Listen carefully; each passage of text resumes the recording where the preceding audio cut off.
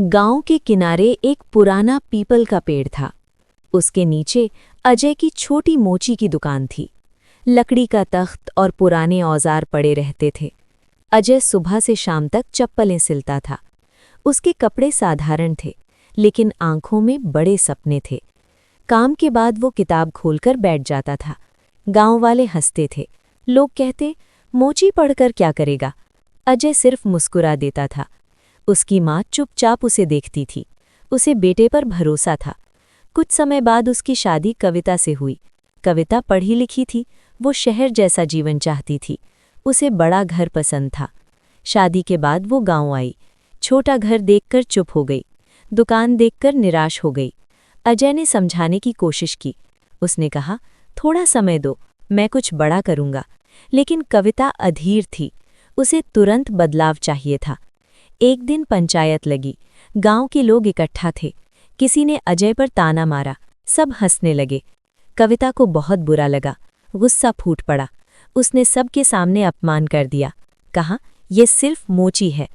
पूरा माहौल शांत हो गया। अजय चुप खड़ा रहा। उसने कोई जवाब नहीं दिया। रात बहुत भारी थी। अगली सुबह अजय चला गया। मेज पर एक चिट्ठी छोड़ गया।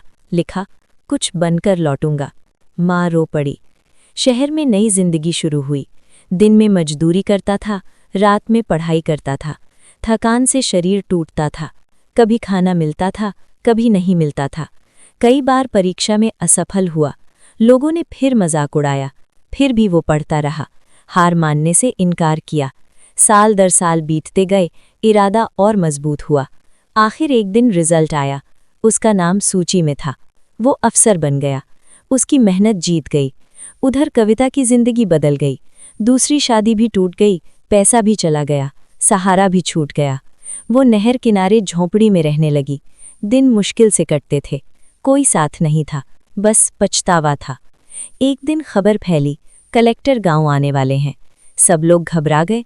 झोंपड़ियों पर खतरा था। सरकारी गाड़ियां पहुंची। अफसर उतरे। आखिरी गाड़ी से अजय उतरा। गांव स्तब्ध रह गया। कविता उसे देखकर कांप गई। आंखें झुक गईं। वो पास आई, धीरे से माफी मांगी। अजय शांत रहा, न गुस्सा न ताना। उसने जांच दोबारा करवाई। नक्शा फिर नपवाया। गलती निकल आई। झोंपड़ी सीमा से बाहर थी। तोड़ने का आदेश रुक गया। लोगों ने राहत की सांस ली। जाते समय अजय रुका, एक बात कहकर गया, इंसान काम से छोटा नहीं होता, सोच से छोटा होता है। कुछ महीनों बाद गांव बदला। वहीं एक स्कूल बना, उसकी माँ के नाम पर। बच्चे पढ़ने लगे। अजय फिर नहीं लौटा, लेकिन उसकी कहानी रह गई, मेहनत की मिसाल बनकर, सोच बदलने की सीख बनकर।